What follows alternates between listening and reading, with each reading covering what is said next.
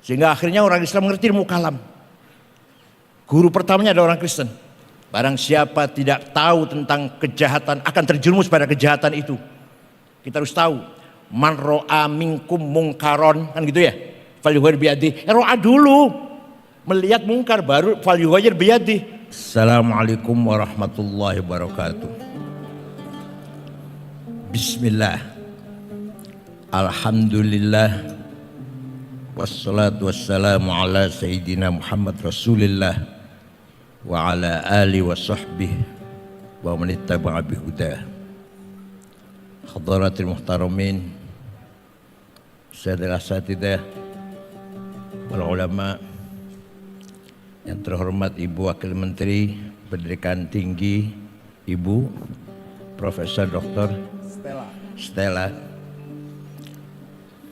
Profesor Dr. Komodin Hidayat, sahabat saya yang lama ini, Devin Al-Mukarram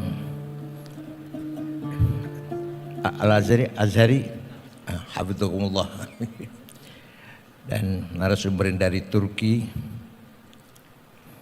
from Iran,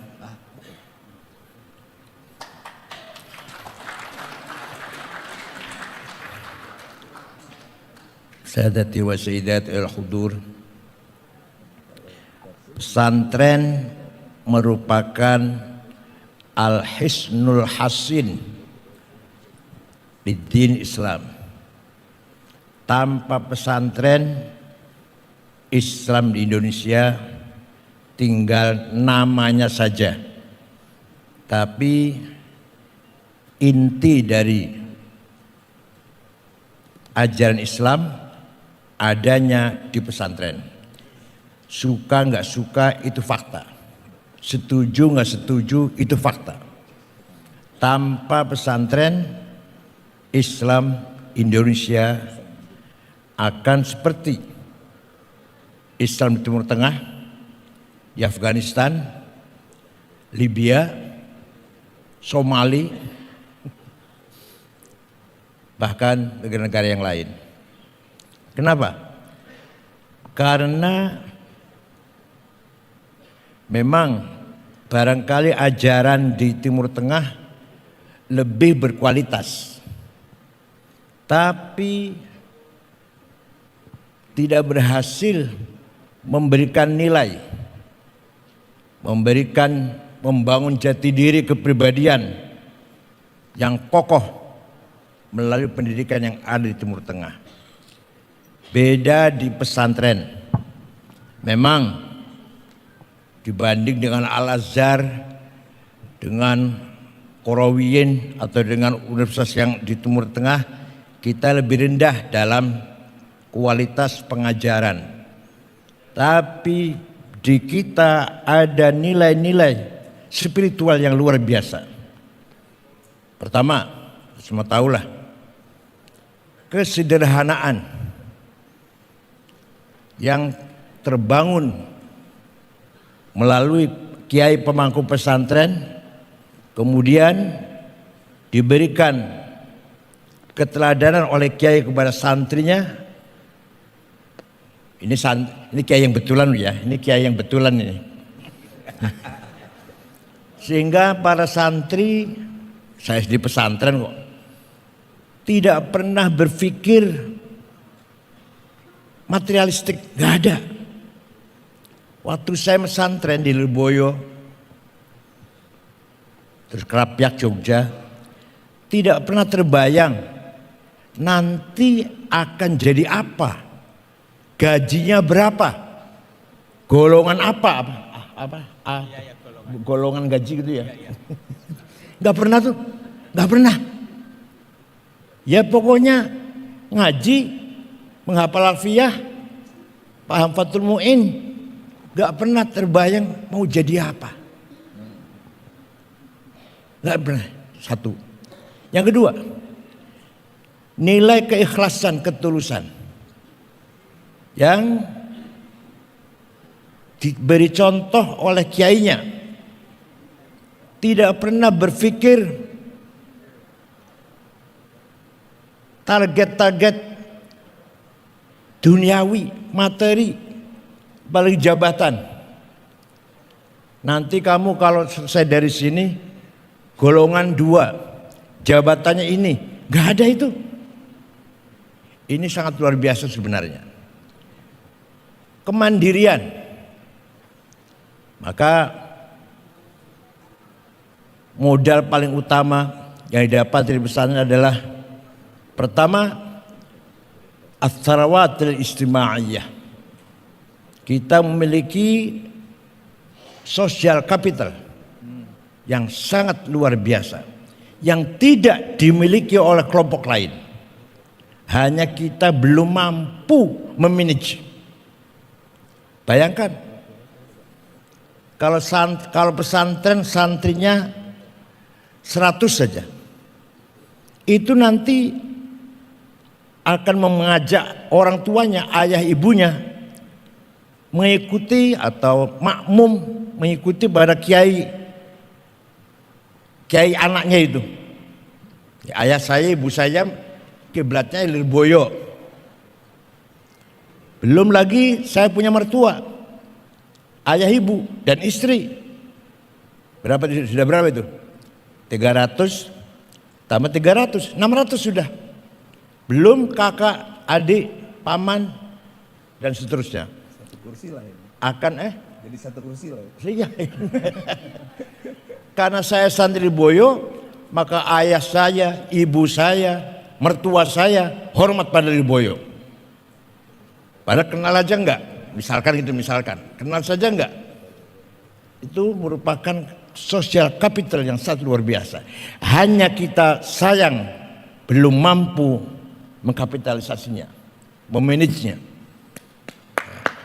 Walaupun Lirboyo sudah ada himasal, masih belum berperan seperti target yang kita inginkan, Kiai Kafabi Nyun Sewu. Baru sekedar ada komunikasi, belum merupakan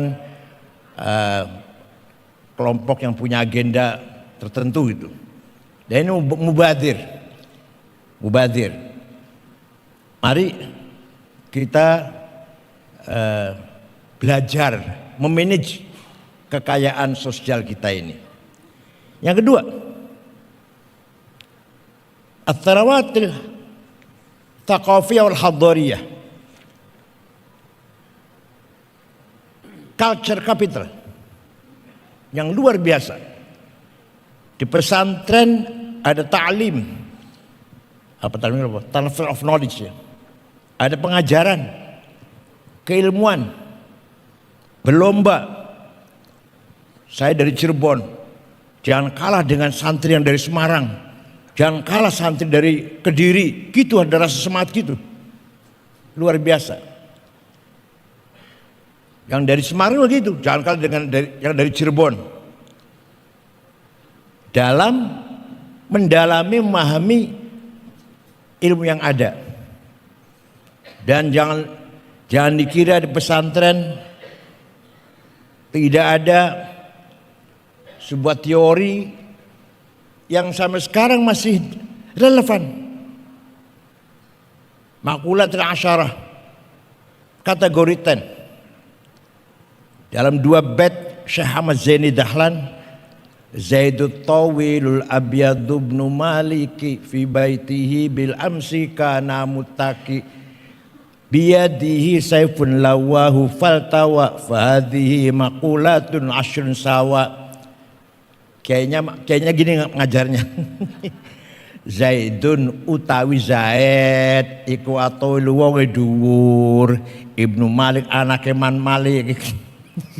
Al abyadu kulite putih, Ibnu Malik anake Pak Malik. Fi bait jero omahe bil amsi wingi kana mutaki tetongkrong, biadin tangane saifun nyekel golok, lawahum bengkok akan sopo Zaid ing golok, fatawa moko dadi bengkok opo golok. Gak paham itu, gak paham.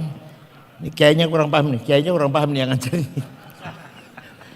Setelah saya paham, ini muqaddimah cara berpikir agar kita objektif.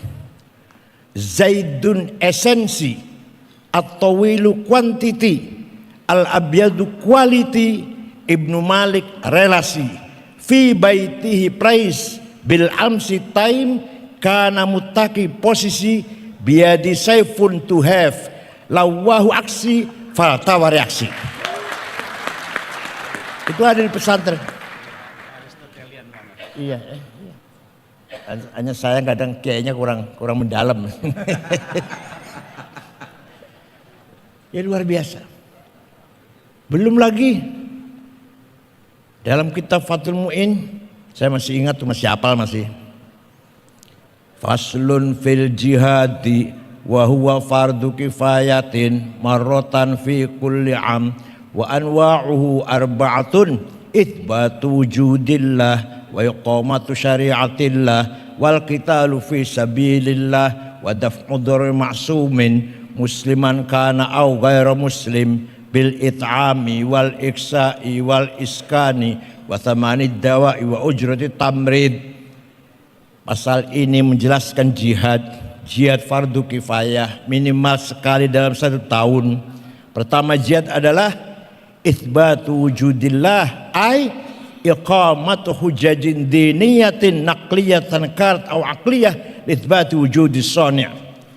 Bagaimana membangun masyarakat yang beriman dengan berdasarkan argumentasi tekstual dan rasional. Maka di pesantren diperdalam ilmu kalam yang sangat luas, perdebatan ilmu kalam skolastik, dialektik skolastik yang sangat mendalam. Bahkan bila perlu dibandingkan antara Asy'ari, Mu'tazilah, Syiah dan seterusnya. Kemudian disingkat saja ini kalau rinci 2 tahun ngomong ini. Mahal ya.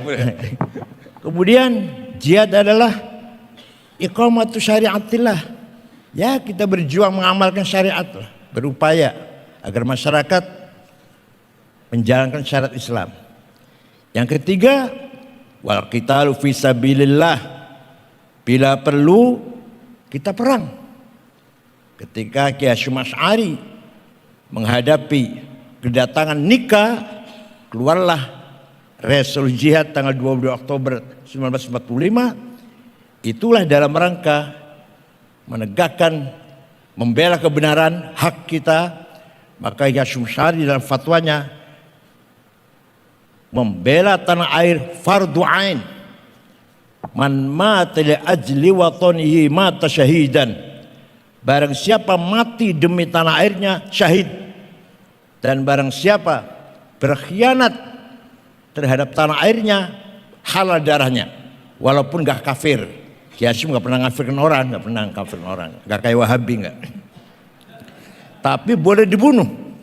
Kalau ada orang berkhianat pada negara, tanah airnya, boleh dibunuh, tapi nggak kafir. Soal kafir itu terusan Tuhan lah.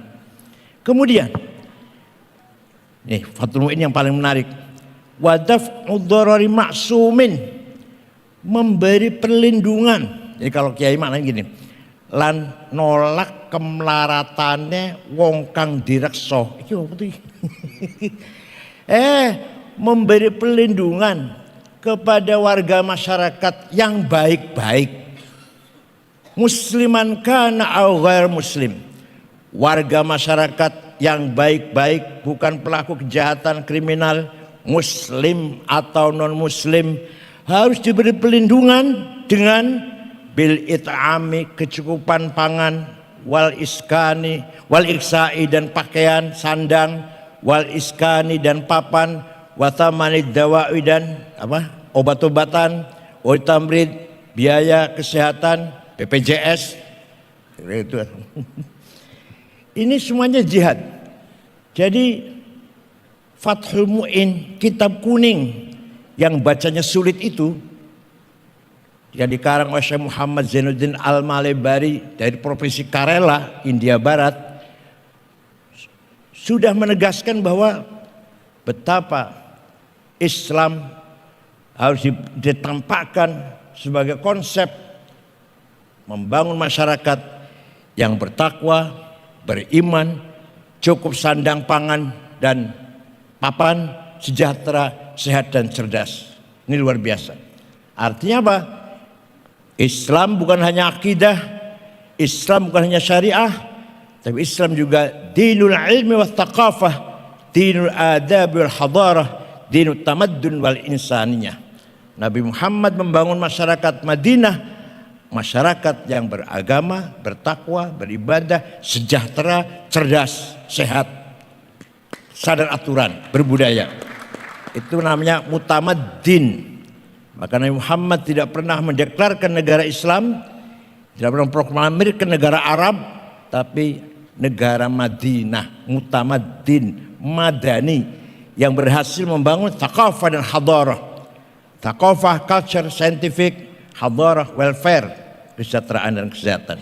Nah, kemudian itu thaqafah kita, takolid kita, tradisi kita. Yang saya Pak Komar, kita punya tradisi harus dipertahankan. Coba kalau kita mau hadiah Fatihah kita ganti bahasa Indonesia, saya kira kita nggak puas. Mari bersama-sama kita baca Al-Fatihah, yang pahalanya kita hadiahkan kepada Rasulullah dan para sahabatnya, juga para aulia dan para ulama dan semua bapak-bapak kita, guru-guru kita. Dan puas nggak itu? Enggak puas, maunya ila hadratin Nabi Mustafa Rasulullah sallallahu alaihi wasallam. Padahal artinya podo aja pada artinya tuh. Wal al-wasabir kiram wa tabi'in ya auliya min masyariq al-ardil maghrib ya barya wa bahri ya jibal. Baru enggak ngerti itu apa itu baru. Dia masyarakat marem itu. Begitu pula muji-muji Nabi Muhammad. Silakan. Ada orang memuji Nabi Muhammad berlembar-lembar, berhalaman-halaman, menggunakan bahasa Indonesia. Kayaknya nggak akan puas. Tapi kalau pakai berjanji, ya Allah, pada isinya sama. Misalkan isinya sama. Nabi Muhammad adalah seorang Nabi teladan, lahir di Mekah, bapaknya Abdullah, ibunya Aminah. Ayo bahasa Indonesia, gak puas kan? Tapi kalau pakai berjanji, Allah walamma arada izhar haqqat Muhammadiyah, udah Allah. Itu harus dipertahankan. Ini merupakan culture capital. Kemudian kita punya simbolik capital. Penting. Nyun sewu, Pak Komar nyun sewu. Kita punya simbol banyak. Kopiah. Nyun sewu nih, Pak Komar gak pakai kopiah nih. Kopiah, sarung, bedug. Apa menjamin sholat khusyuk kalau pakai kopiah? Enggak. Apa kalau pakai sarung sholatnya pasti khusyuk? Kalau nggak pakai celana, kalau pakai celana nggak khusyuk? Enggak. Tapi itulah simbol. Kita pertahankan. Banyak silaturahim min aidin wa faizin. Dikira minta maaf di Arab sana nggak ada itu hal bihalal. Min aidin wa faizin mendoakan, saling mendoakan. Mudah-mudahan kita semua menjadi orang kembali ke fitrah dan menang melawan hawa nafsu. Dah di kita, mohon maaf dari batin ya. Oh jadi Aidil mohon maaf, Al-Faizin sama-sama itu artinya. Enggak apa-apa. Itu salah tapi enggak apa-apa. Itu baik itu. Aidil, Al-Faizin artinya mohon maaf ya. Lahir batin sama-sama. Hanya di Nusantara yang ada itu. Di Arab tidak ada. Itu merupakan simbol-simbol kita. Hormat pada kiai, hormat pada ulama. Ya hormat pada Pak Alwi juga lah. yang alim. Itu simbol kita. Walhasil kita kaya dengan simbolik kapital yang harus kita pertahankan. Nah, tinggal bagaimana kita membangun at-tharwatil maliyah. Nah, itu kapital finansial. Ini yang kita ketinggalan. Kita akui. Karena apa? Karena guru-guru kita nggak ngajari gitu. Kiai Mahrus Kiai Ali Maksum Krapia, Kiai Mahrus Lirboyo gak ngajari cari duit, gak ngajari bagaimana membangun ekonomi. Yaitu barangkali dianggap kekurangan, ayo kita sempurnakan. Begitu pula Asrawati sia-sia. Kita gak dikarir untuk menjadi pemain politik. Kalau politik zaman sekarang, kalau nggak bohong bukan politik kalau sekarang. Nggak diajarin nggak. Yang diajari tiap hari les qaumin asa yakunu khairam minhum. Jangan menghina, jangan meremehkan orang lain. La tajassasu wa la tabghadu ba'dha. Ojo ngerasani, ojo ghibah, ojo ngintip-ngintip kesalahan orang lain. Politik nggak bisa itu kalau nggak gitu. Elahnya tuh la zaidah nanti kalau di berpolitik itu. Malah harus ngintip, harus mencari kelemahan, kesalahan lawan. Elahnya zaidah. Itu kalau politik sekarang. Nah, ke depan sedikit saya di era digital ini dengan kemajuan teknologi yang dibarengi dengan peningkatan kesadaran ekologis masyarakat telah membawa transformasi besar dalam cara beragama sekaligus membawa perubahan gaya hidup warga dunia. Ini dengan adanya medsos, AI apa AI lah, tantangan yang sangat luar biasa. Ini sebenarnya pemerintah harus mengeluarkan undang-undang bagaimana AI bisa dikendalikan. Itu merupakan sumber fitnah. Sedang dirancang ya. Kalau Bapak lihat ada saya, suaranya persis, geraknya bibir saya itu pas, isinya iklan obat kuat.